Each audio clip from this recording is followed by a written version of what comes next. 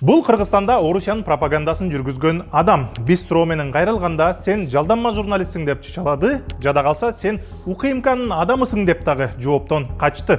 А эмнеге? Азыр айтып берем. Саясий окуялар болгондо, өзгөчө кыргыз тил маселеси көтөрүлгөндө дайыма Кыргызстанда нацисттер жайнап кетти. Журналист, активисттер, ЛГБТ деген сыяктуу посттор жайнап кетет го. Мына ошолордун көбүн Салам Кыргызстанга окшош баракчалар чыгарат.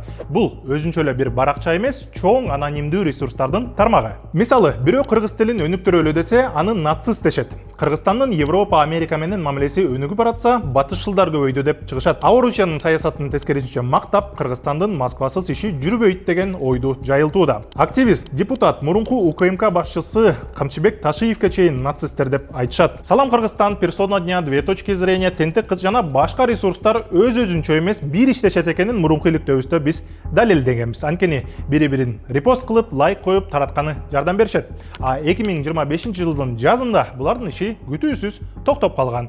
Ошондо булардын артында ким турат деген суроо белгисиз бойдон калган.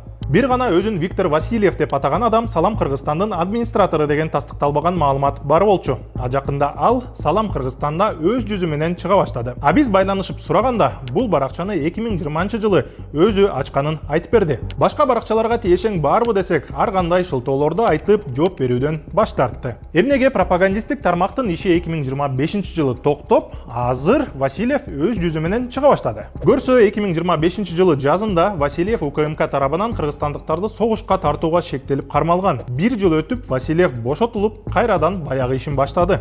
Мурун Ташиев бийликти басып алат деген ойду жайылса, азыр Жапаровдун айынан Кытай коркунучу күчөдү деп жатат. Муну биз кийинки видеолорубузда айтып беребиз. Анкы кытайлык маанайды пропаганда менен өчүрө албайсың. Суроо Кыргызстандын бийлиги жөнүндө. А Васильевдин өзү тууралуу интернетте түрдүү маалымат бар. Чыныгы аты жөнү Виктор Луковенко, киши өлтүрүүгө шектүү.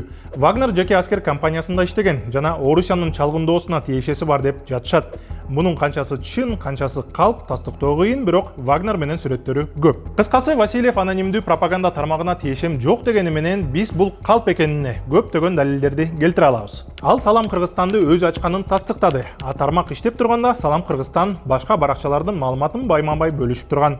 Алар дагы Салам Кыргызстанга шилтеме берген учурлар көп. Түрмөдөн чыккандан кийин Васильев кайра эле Кыргызстанда орус пропагандасы менен алек. Дагы эле Кыргызстандын ички саясатына кийлигишип, ишин улантууда. Бул тууралуу сиздин оюңуз кандай? Комментарий жазыңыз.